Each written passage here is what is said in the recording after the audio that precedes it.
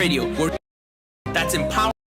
Welcome to Leadership Legacy Radio, where you inspire you to live your dreams, encourage you to take massive action, and be your authentic and genuine self. We focus on 3 pillars. That's empowering youth, equipping leaders, and enriching marriages so that you can go out and dominate your space. If you're ready to dominate, you're listening to the right show. This is the Leadership Legacy Radio. Now let's go.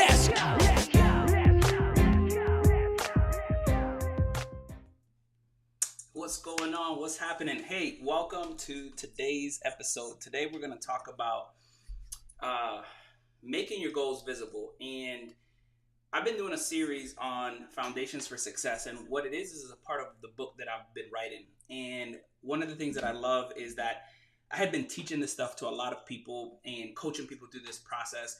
And I was like, why haven't I published this book? And I'll tell you, one of the main reasons for people not to do something that they've decided in their mind that they're going to do, or not to accomplish something, is to not write the goal down.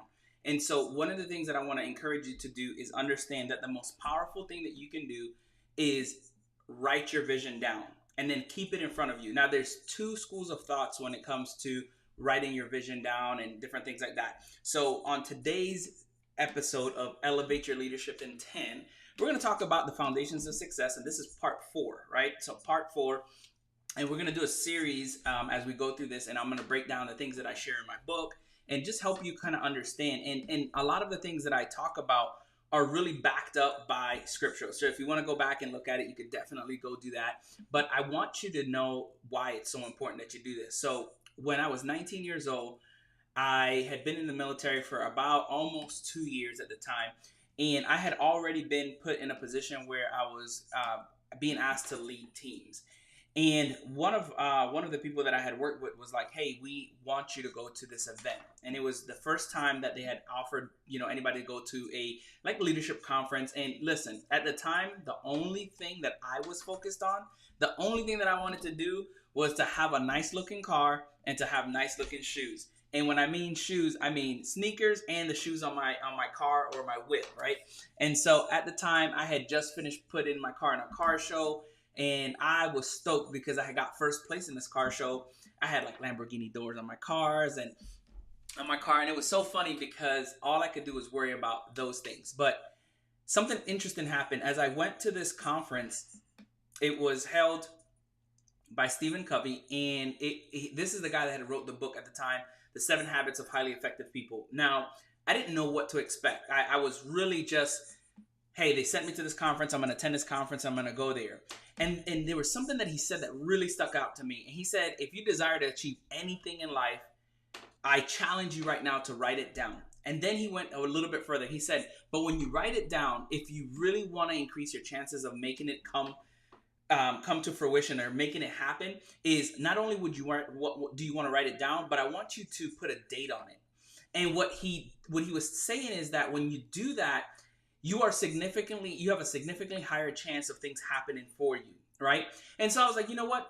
I'm going to do that. I'm going to go home and I'm going to write down this thing. And so at the time we were living in California, I took an envelope and I said, okay, I am going to write down this thing, right? And so I put 3 goals in there. Now, at the time, these goals were big. I mean, they were so big. In my mind, I was like, I'm not going to be able to achieve this by the age of 30. And so 19, so I was giving myself about 10 years. I said, in 10 years, I can accomplish this, right? And so I wrote down these 3 big goals and I said, don't open until the age of 30. So I don't even remember what happened to that envelope at the time. So fast forward, we're in Florida. We had just moved. Deontay was born, Jalen had just been born, and so we were there. We had been there for a few, and then my wife was going through our drawers, and she was kind of organizing the drawers, and I heard her yell across the room, "Hey, Chris, what is this?" And I was like, "I can't hear you." And I always give her a hard time because she had this bad habit that she'll be on the other end of the house and she'll be yelling and kind of expect me to hear what she's saying. And so here I am trying to understand what she's saying, and I pause the TV. And she's like, "Oh my gosh." And I was like, "What?" And she was like, "This envelope." And I said, "What envelope?" And she's like, "This envelope. It says don't open till you're 30. And she had basically asked me if she could open it, and I said no. So she opened it anyway because she was trying to see what it was. And I was about 25 at the time. And what was interesting is she was like, oh my gosh, like you have already accomplished these goals. And to me, I was like, oh, that's pretty dope. But I was like, man, like, how did I accomplish these goals if I don't even know what they are?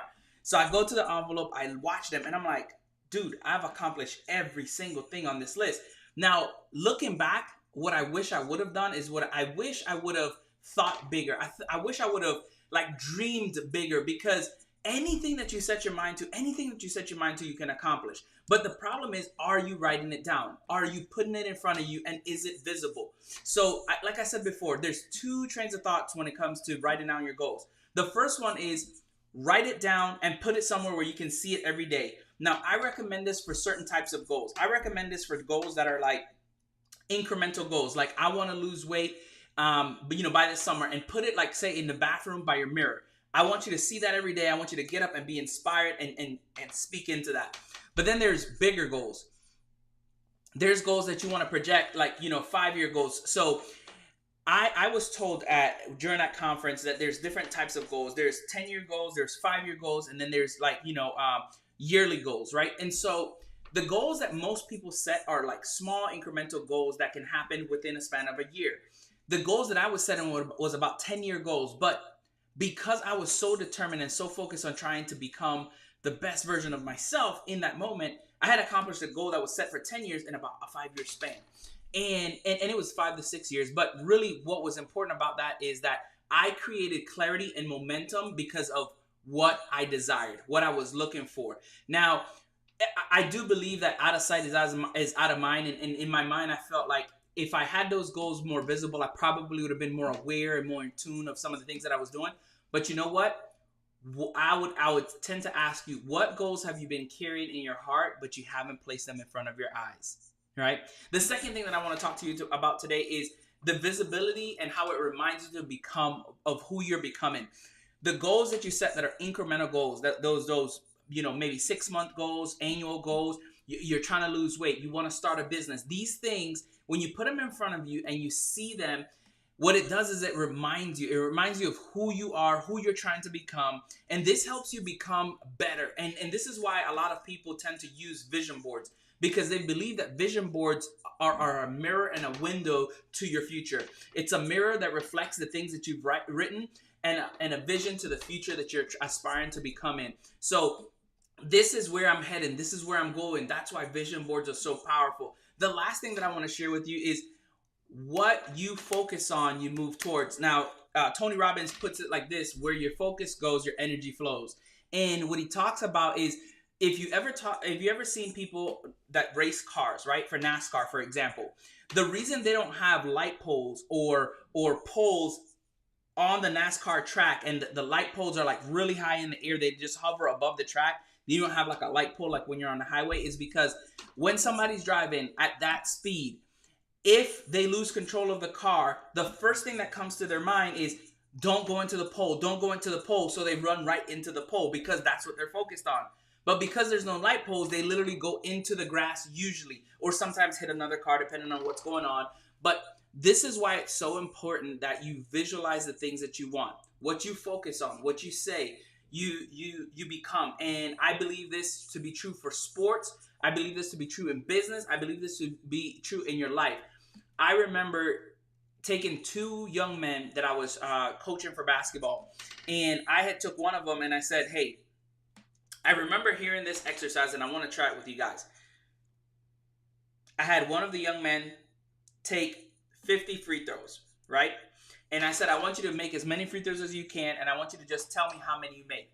And then I told the other young man, I said, I want you to imagine making 50 free throws, right? I want you to see yourself visualizing, making those 50 free throws. And as he went through, he was like, okay, this is silly, but I'm gonna do it. I'm gonna do it. And so when they came back, the shooting percentage of the guy that envisioned himself making 50 free throws actually became better at shooting. And it was because he saw it in his mind. And one of the things that I remember from Stephen Covey's conference was, you first create things in your mind and then you create them in life. And so that's what you need to remember is, if you want to create something in your life, you need to first envision it. So I'm going to ask you this: what goal do you need to write down and visit every day? So this is a incremental goal. What goal do you need to write down and visit and see it every day? And then the next thing that I want you to do is I want you to start speaking into these things with faith. You know, one of the things that we tend to do is we tend to have these voices in our heads and that come up, and sometimes, you know, it's how we've been programmed. Who do you think you are? Don't let that come into your mind. You can accomplish anything that you set your mind to, and I trust that you will do what you said that you're going to do. So as you make your goals visible, as you go out to create the life that you desire, the goals that you want to accomplish, remember that I believe in you. This is all about you borrowing the belief that I have in you until you believe in yourself. I want you to crush it. I want you to dominate, and I want you to go out and live your life intentionally. So go out and dominate your space.